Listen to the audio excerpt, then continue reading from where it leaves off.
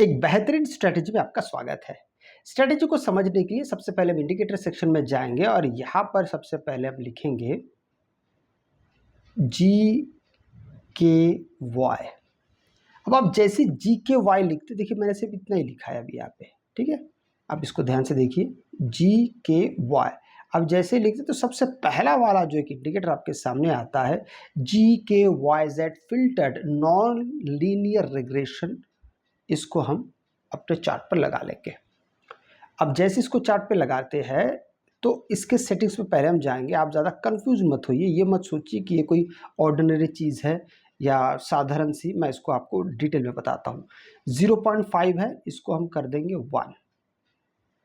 इसको हमने 1 कर दिया। अब ऐसे जो इंडिकेटर्स होते हैं, आपको लगेगा कि मैं आपसे कहूँगा कि भाई जहाँ पे ग्रीन हो जाए वहाँ से आप कॉल साइड में जाइए, जहाँ पर रेड हो जाए। नहीं, इतना आसान नहीं है, ना ही ये सही तरीका होता है। ये ईएमए बेस्ड, यहाँ पे बिल्कुल साफ आपको समझ में आ रहा है कि ये ईएमए बेस्ड है। तो अगर ईएमए बेस्ड है तो उसके भी कुछ नियम होते हैं। ईएमए पे कहीं पे भी आप अगर हरा और लाल रंग देख के अगर एंट्री कर लेंगे तो हमारी बड़ी गलती तो यही हो जाती है। तो हमें और क्या क्या देखना चाहिए? दो बातें। सबसे पहले हमें ये देखना चाहिए कि अगर ग्रीन हो रहा है तो क्या यहाँ पे सपोर्ट है, और अगर रेड हो रहा है, जैसे यहां से रेड होना शुरू हुआ, तो क्या यहाँ पे रेजिस्टेंस है? अगर ये जवाब आपके पास है तो जरूर आप एंट्री कीजिए। लेकिन हम ये भी जानते हैं कि मार्केट जब यहां से लेके इतना सारा गिरा है और उसके बाद अगर रेड हो रहा है तो कहीं ना कहीं मार्केट तो यहां से रिवर्स करेगा। तो हमें कैसे पता चलेगा कि कहाँ पे एग्जैक्टली सपोर्ट बन रहा है मार्केट का या रेजिस्टेंस बन रहा है? आइए उसको भी जानते हैं। इसके लिए हम इंडिकेटर सेक्शन पे जाएंगे और यहाँ पर हम लिखेंगे, इसको ध्यान से देखिएगा, मैं आपको बताता हूँ। सप्लाई एंड डिमांड जोन्स, आप इसको ध्यान रखिए, and supply and demand zones. ये वाला जो आप देख पा रहे हैं ना, supply and demand zones by big Beluga, बस इसको आप क्लिक कर दीजिए। इसको क्लिक करने के साथ साथ अब ये आपको एक सही तरीके से आपको बताएगा कि मार्केट में कहाँ पे रेजिस्टेंस बन रहा है, कहाँ पे सपोर्ट बन रहा है। जैसे यहाँ पर देखिए, मार्केट ने कहा कि भाई यहाँ पे रेजिस्टेंस बन रहा है।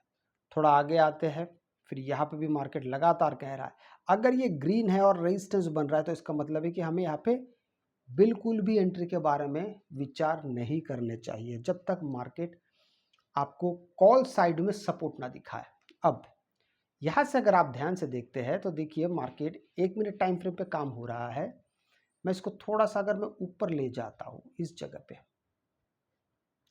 यहाँ पे देखिए, यहाँ पे रेजिस्टेंस बन चुका है और उसके बाद फिर यहाँ पे आपका रेड कलर के कैंडल्स बनने शुरू हुए हैं। तो हमारे लिए इंपॉर्टेंट क्या है, हम कहाँ पर एंट्री करेंगे, हमारा स्टॉप लॉस क्या होगा या हमारा टारगेट क्या होगा? बहुत सिंपल सी बातें हैं। अब मैं आपको बताता हूँ।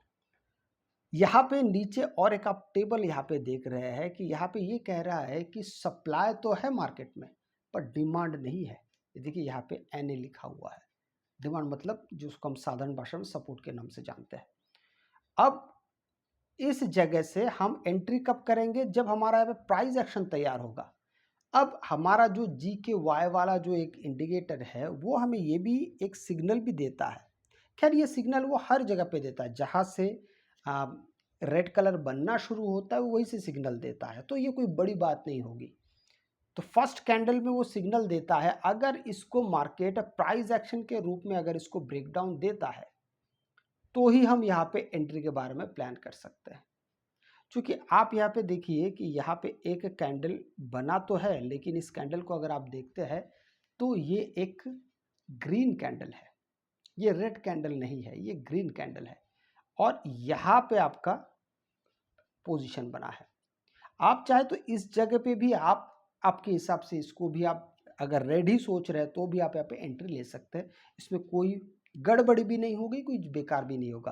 क्योंकि अगर ये लाल है इसका मतलब ये पूरा जो जोन है ये पूरा ही बेयरिश जोन है। तो यहाँ पे आपको कलर्स नहीं देखने से भी काम चल जाएगा। सिर्फ आप अगर यहाँ पे 2 कैंडल का वेट करते हैं तो भी आपका काम यहाँ पे हो जाएगा। अब बात करते हैं कि हमें ये तो पता चल गया कि भाई मार्केट ने यहाँ पे सप्लाई का मतलब रेजिस्टेंस का सिंबल भी दिया है, यहाँ पे प्राइस एक्शन भी बन रहा है। अब हमारे लिए टारगेट क्या होगा? तो देखिए टारगेट बड़ा आसान है यहाँ पे। टारगेट आसान इसलिए है क्योंकि जब तक अब मार्केट दोबारा सपोर्ट हमें नहीं दिखा देता है तब तक हम इसको वेट कर सकते हैं। अब देखिए आपने यहाँ से एंट्री की है। स्टॉप लॉस की बात करें तो स्टॉप लॉस हमारा होगा जहाँ से आपको ये वाला पूरा जोन दिखाई दे रहा है ना, ये सप्लाई एंड डिमांड जोन है।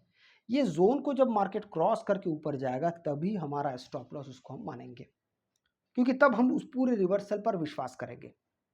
अब देखिए इसका फायदा क्या हुआ कि मार्केट धीरे धीरे यहाँ से साइडवेज रहा, फिर एकदम से फिर मार्केट यहाँ पर गिरने लगा। अभी अगर इसी के अंदाजे से आपने यहाँ पे एंट्री की होती, हालांकि अगर आप ध्यान से देखते तो ये तो ग्रीन कलर बनाया था यहाँ पे, पर हमारा तो मेन नियम था कि जब तक मार्केट एक पूरी तरीके से सपोर्ट और रेजिस्टेंस हमको दिखा ना दे तब तक हम विश्वास नहीं करते। और जहाँ से ये ग्रीन कलर बना वहीं पे आप देखिए कि रेजिस्टेंस भी बन गया है। तो ये बात से तो साफ हो जाता है कि हमें सिर्फ एक इंडिकेटर के सिग्नल के भरोसे कभी भी ट्रेड को एग्जीक्यूट नहीं करना चाहिए। पूरी तरीके से उस पर विश्वास करना चाहिए कि भाई हाँ, एक बात और है कि आप जब जितना प्रैक्टिस करते हैं ना सपोर्ट और रेजिस्टेंस का, उतना ही ज़्यादा आप परिपक्व होने लगते हैं। याद रखिएगा एक बड़ा सिंपल सा एक लॉजिक है। जब मार्केट नीचे से लेके ऊपर जाता है तो ये रेजिस्टेंस जोन होता है, जब मार्केट ऊपर से नीचे आता है तो ये सपोर्ट जोन होता है। बिल्कुल सीधी और सिंपल बात है। तो इस जगह को अगर आप देखते हैं, यहाँ से मार्केट नीचे से ऊपर गया इसलिए यहाँ पे रेजिस्टेंस जोन बना है। इससे पहले वाले जगह को भी देखेंगे तो भी ये रेजिस्टेंस जोन पे ही है। और मार्केट जब लगातार गिरते रहता है तो ये आपके लिए और ज़्यादा फायदेमंद साबित होता है। अब देखिए इसका रिजल्ट हमको क्या मिल रहा है, मार्केट यहाँ से और गिर रहा है और यहाँ पे भी मार्केट ने एक आपको रेजिस्टेंस ही दिया है, सपोर्ट नहीं आया अभी तक। मार्केट अभी भी सपोर्ट के पास नहीं जा रहा है। तो कुल मिला के पूरी तरीके से आप सेफ महसूस करने लगते जब आप इस प्रकार के इंडिकेटर्स के साथ आप आते हैं, क्योंकि आप यहाँ पे दो चीज 2 से 3 चीज लगातार आप उसको वेरीफाई करते रहते कि हाँ भाई ये चीज कैसा होगा, वो चीज कैसा होगा। तो ये आपके लिए ज्यादा इजी पड़ने लगता है। बट एक बात ज़रूर है कि इन सब चीज़ों को प्रैक्टिस भी उतना ही ज़्यादा आपको करना पड़ेगा। कम प्रैक्टिस से काम नहीं चलेगा। इस बात को आप ध्यान में रखिएगा, क्योंकि जितना ज़्यादा आप सपोर्ट और रेजिस्टेंस और इस प्रकार के इंडिकेटर्स को साथ में लेके काम करते हैं, आपके लिए काम ज़्यादा आसान होने लगता है। अगर आपको वीडियो अच्छा लगे तो लाइक शेयर सब्सक्राइब जरूर कीजिएगा। आपसे मैं अगली वीडियो मिलता हूँ, तब तक के लिए जय हिंद।